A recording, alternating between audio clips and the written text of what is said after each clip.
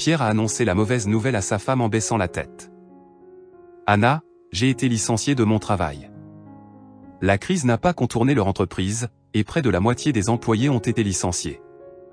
Le patron de Pierre l'a informé que ses services n'étaient pas nécessaires pour le moment. Et qu'il ne pouvait pas partir en vacances parce que personne ne savait combien de temps la crise allait durer, ou si elle allait se terminer. Elle a demandé d'une voix excitée, « Est-ce que c'est vrai ?» Le mari a répondu, « J'ai vraiment été licencié, ce n'est pas une blague. Je ne sais pas quoi faire. Demain je vais chercher un nouveau travail, mais maintenant il y a une crise, et il ne sera pas facile pour moi de trouver un travail similaire. Où je serai payé décemment. » Anna grogne et ne dit plus rien. Le matin, elle emmène son mari, un ordinateur portable avec un tas d'onglets ouverts, avec des annonces d'emploi. Pierre lui demanda, « J'aurais trouvé un travail moi-même. »« Pourquoi n'as-tu pas dormi ?» grommela la femme. « Je sais que tu t'assierais devant la télé et que tu resterais assis jusqu'à l'appel du soir. » L'homme se mit à cligner des yeux d'un air rabougri. « Laisse-moi au moins prendre un petit déjeuner et boire du café. » La femme répondit, « Qui ne travaille pas ne mange pas. » Pierre ne s'attendait pas à ce que sa femme essaie de lui remonter le moral, de lui faire croire que la perte d'un emploi est temporaire et qu'il trouvera rapidement autre chose. Anna se ravisa. « Bien sûr, je plaisantais. » Apparemment, elle eut la surprise dans les yeux de son mari, et pas seulement la surprise, il y avait une véritable indignation. Pourquoi se comportait-elle ainsi? Si elle était restée à la maison après le mariage, et n'avait jamais travaillé. Pierre s'est assis devant son ordinateur portable, et a commencé à appeler des annonces auxquelles il a été répondu presque partout où l'employé avait déjà été trouvé. Mais ils avaient oublié de retirer l'annonce, et seulement à un endroit, il a été invité pour un entretien. Pierre n'a pas eu le temps de prendre son petit déjeuner, car on lui a dit d'arriver le plus vite possible. Mais malheureusement, après l'entretien, il n'a pas été embauché. Ainsi, une semaine entière s'est écoulée, Anna est passée du statut de bonne épouse à celui de véritable furie. Elle s'en prenait souvent à son mari et lui disait à quel point elle était malheureuse avec lui. Jour après jour, elle le critiquait, comme un vilain chaton, parce qu'il restait à la maison. Elle le forçait même à aller à des entretiens, qui étaient loin de son domaine de travail. Pierre n'a pas pu supporter la pression de sa femme et a décidé de trouver un emploi, comme concierge dans leur cour. Bien sûr, le travail n'est pas rentable, mais il aura au moins un certain revenu, il devra travailler le matin, et pendant la journée, il a la possibilité de continuer à chercher du travail. Et en fin de compte, travailler à l'air libre est bon pour la santé. Sa femme était sceptique quant à la décision de son mari. Mais elle ne l'a pas dissuadé, elle a dit que l'argent n'était pas superflu, parce que l'argent qu'il a reçu avant son licenciement pourrait s'arrêter rapidement. Et alors il se retrouverait sans argent. Anna râlait tous les matins quand Pierre se levait au réveil, et s'apprêtait à balayer la cour. « Je n'ai pas épousé le concierge. » Il haussait les mains, « Désolé, je n'ai pas quitté mon travail. » Un jour Pierre a rencontré une voisine, ils ont grandi ensemble depuis l'enfance, et il connaissait bien Agathe. Maintenant elle a beaucoup changé et est devenue plus féminine, mais elle n'a jamais pu créer une famille, et récemment elle a déménagé dans l'appartement de ses parents. Il ne lui a pas demandé pourquoi elle avait fait ça, mais en tant que concierge, il entendait ce que les gens disaient. Et l'une des nouvelles était qu'Agathe avait quitté son fiancé ou qu'il l'avait jeté dehors, il y avait différentes versions, et de nouveau le matin, il a rencontré Agathe dans la cour. Agathe a demandé qu'elle s'approche de l'homme. « Pierre, pourquoi n'as-tu pas décidé de trouver un emploi de concierge ?» Il haussa les mains. « La vie en a décidé ainsi. La vie est compliquée, et maintenant je gagne de l'argent en faisant des tartes à la maison. C'est si bon que je n'ai pas à dépendre, de qui que ce soit. J'ai rassemblé ma clientèle, et équipé une pièce. » Pierre s'est mis à discuter avec Agathe et n'a même pas remarqué à quel point le temps passait vite et son histoire l'a conduit à l'idée qu'il pourrait lui aussi créer sa propre entreprise. Même s'il ne reçoit pas de bons salaires, ils ne seront pas superflus dans sa jeunesse, l'homme aimait bien la sculpture sur bois. Dit Agathe. Mettez une annonce sur Internet, et essayez de vendre quelque chose tout d'un coup. Il est difficile de trouver un emploi maintenant, plusieurs jours ont passé. Agathe venait presque tous les matins, pour bavarder comme une voisine traitée, enchaînée à ses tartes et l'encourageait, en lui disant de ne pas gâcher ses talents. Car il pouvait gagner beaucoup d'argent, s'il le voulait. Des souvenirs exclusifs pourraient intéresser beaucoup de gens.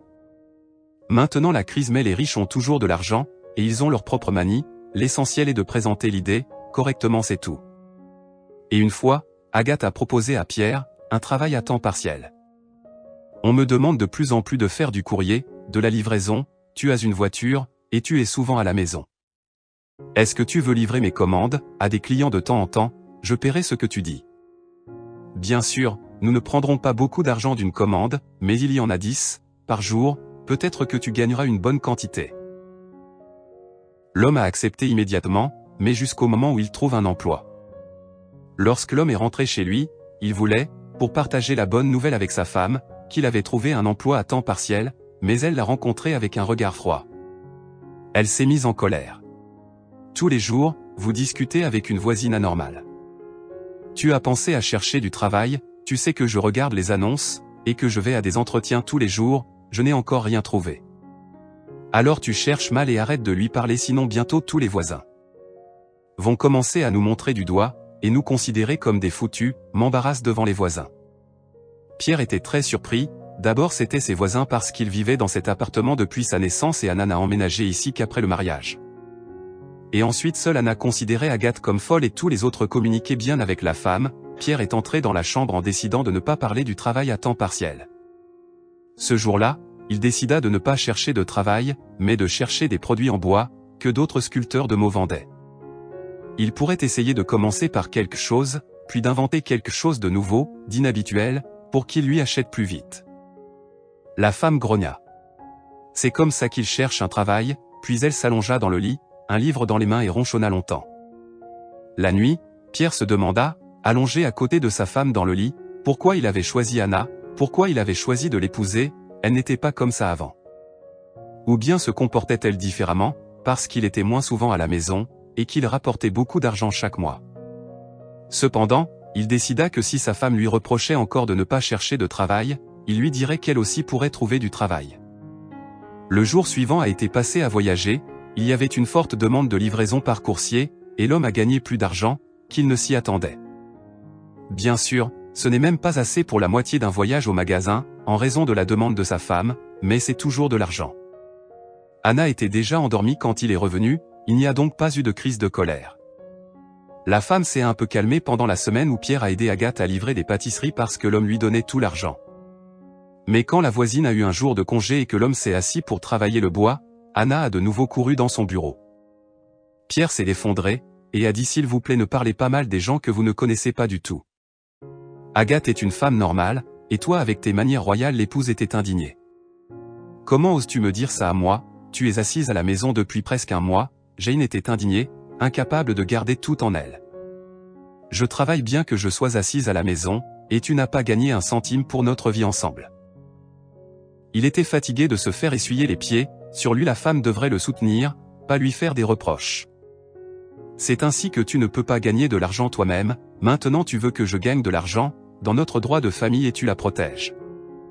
Anna s'est précipitée vers le placard et a jeté ses affaires dans son sac, je te quitte. Tu me comprends, pauvre concierge, va voir ta voisine, si elle te plaît tant. Anna saute dans l'entrée, furieuse du comportement de son mari qui ose lui reprocher d'être à la maison. C'est un homme, il doit subvenir aux besoins de sa famille et elle devrait rester à la maison. Maman disait toujours ça, Anna ne le supporte pas et appelle l'appartement de la voisine. Agathe a demandé d'une voix inquiète, il t'est arrivé quelque chose? Anna a répondu furieusement, oui il est arrivé.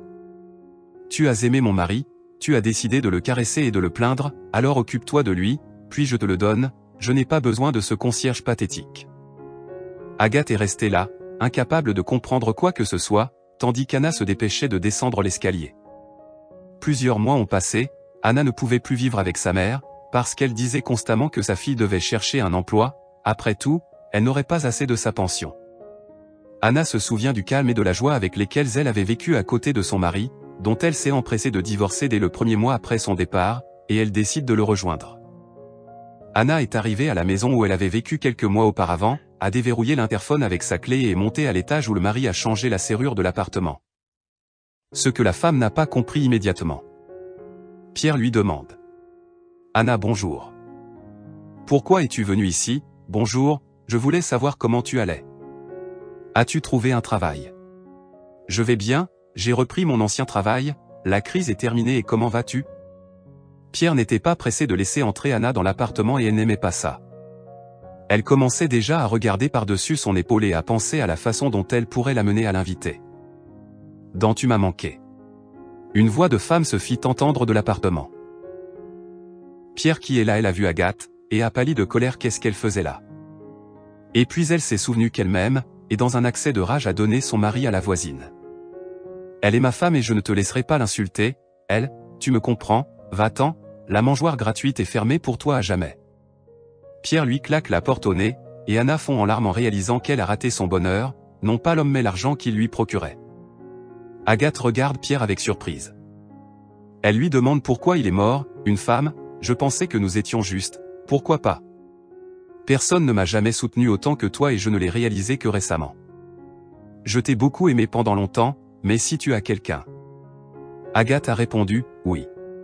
Pierre a baissé la tête et s'est reproché d'être si proche de son bonheur et de ne pas l'avoir vu tout de suite. 6 mois plus tard, Pierre et Agathe se marièrent. Un autre chauffeur livrait les commandes d'Agathe. Pierre travaillait à son ancien travail et, pendant son temps libre, il s'adonnait à la sculpture sur bois, ce qui commençait à lui rapporter des revenus. Il pensait maintenant à vendre leurs appartements et à acheter une maison avec une grande cuisine pour Agathe et un atelier pour Pierre. Ainsi qu'un grand jardin dans lequel leur fils ou leur fille pourrait courir, car Agathe était enceinte.